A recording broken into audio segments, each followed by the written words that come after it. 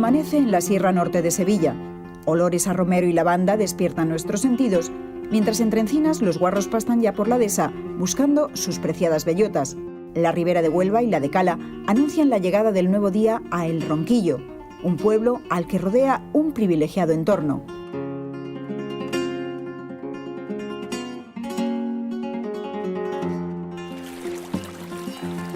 La naturaleza es uno de sus grandes atractivos.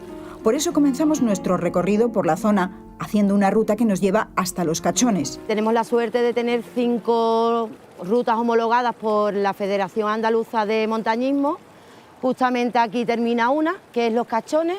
Concretamente es la ribera de Cala, el río Cala, que a su paso por el término municipal del Ronquillo, como podéis ver, el paso del tiempo y el paso del agua han hecho mordear estas piedras con estas singulares formas. Tenemos también 3 rutas urbanas de corto recorrido.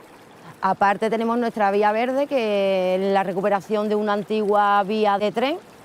Si quieren nos vamos ahora y lo vemos. 9 kilómetros fáciles de recorrer a orillas del embalse de la Minilla, por los que discurrían las vías del tren que unía las minas de Cala con San Juan de Aznalfarache. Un paseo entre alcornoques, encinas, acebuches o carrascas y al final del camino la antigua estación. Rehabilitada y convertida hoy en hotel rural y restaurante, al que volvemos dentro de un rato para conocer la gastronomía local. Antes, descubrimos otros alicientes de la oferta turística del Ronquillo.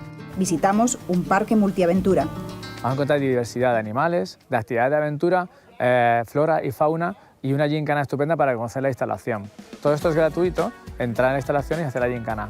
Luego tienes actividades como parque de aventura, tirolinas, rocódromo para escalar, tiro con arco. Hay un montón de actividades con las que puedes venir y disfrutar en familia o con tu grupo de amigos. Esto era anteriormente un parque de observación de la naturaleza. Entonces pues había animales bastante exóticos. Tenemos todavía algún dromedario, guanacos o emus, pero lo hemos ido reconvirtiendo en granja. Pues ovejitas, churras y merinas, cabra andaluza, cabra montesa enana. Animales que puedan interactuar con los niños y los niños con ellos para que al final se lleven la experiencia a casa de haber participado en una actividad medioambiental con animales. Interactuar con estos animales no es tan fácil, pero sí verlos en las dehesas. El cerdo ibérico, ahora en plena montanera, es el rey de la zona. Junto con el turismo, es uno de los pilares de la economía local. La zona de aquí del Ronquillo es buena porque tiene un montón de encinas en casi todas las fincas. Entonces es una zona muy buena para hacer cerdo ibérico de bellota. Tenemos 10 guarras de cría y hacemos más o menos unos 70, 80 guarros de bellota de montanera. Nos quedamos con algunos para la carne y para curar los jamones nosotros, pero los demás, por ejemplo, nosotros los vendemos todo a matadero. Desde que falleció su madre, Agustín se hizo cargo junto a su padre de la explotación familiar. En la finca tiene además vacas, vende los becerros, pero la pandemia está tirando su precio igual que el del cerdo.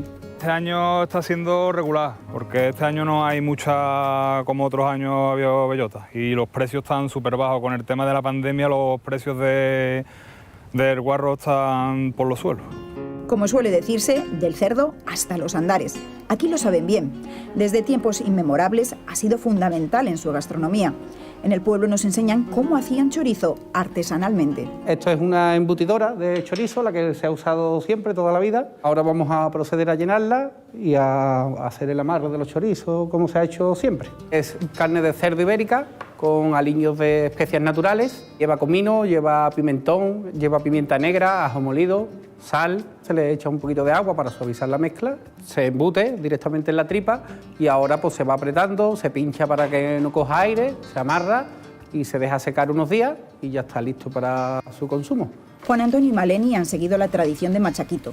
Matarife, como él dice, desde hace muchos años, ahora retirado, recuerda junto a su mujer cómo se hacían las cosas antes aún de esta embutidora. Antes había otra más antigua, diferente total a esta. Era de madera y con un palo que se le empujaba así para llenar los chorizos. Y anteriormente pues no había máquina, sino que en el mismo lebrillo o en las artesas de madera, las mujeres alrededor, con esto que se llama garapito, iban llenando los chorizos y amarrándolos. Después de este aperitivo, volvemos a la vieja estación para degustar un exquisito plato de oreja y morro ibérico. Es un plato típico de la zona y estamos en temporada de montanera. La oreja, bueno, normalmente viene limpia, pero se termina de limpiar un poquito, se trocea, marcan la sartén, Se saca y a continuación pues introducimos las verduras. Pimiento rojo, ajo, cebolla. Y después pues las especies. Laurel, pimienta negra, clavo, pimentón, comino y sal. Por supuesto con aceite de oliva y vino blanco. Después de 2 horas de cocción a fuego lento, aquí tenemos el resultado de nuestro guiso. Fantástica oreja ibérica y morro en salsa. El Ronquillo es un pueblo pequeño de casas blancas. Su ermita de Nuestra Señora de Gracia, patrona del pueblo, es de finales del siglo XVI y se hizo, cuentan, donde la Virgen se apareció a un pastorcito. Esta ermita está justo enfrente de donde estaba situada la cruz del Humilladero. Empezó siendo más pequeña de lo que es.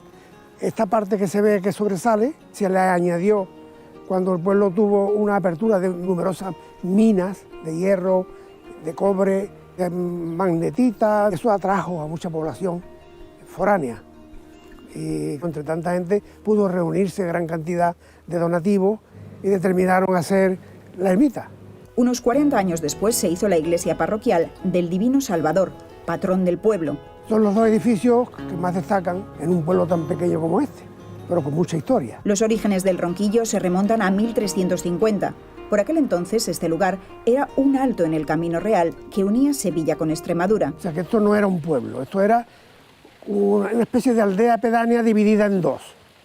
Por un lado estaba el barrio de Sufre, que era este, y el otro era el barrio de Santa Olalla, que eran los 2 señoríos a los cuales pertenecía por mitad este pueblo. En la actual Plaza de la Constitución se conserva el primer edificio que se hizo en esa época. Era una venta y servía para el descanso y aprovisionamiento de los caminantes que venían por la Vía de la Plata.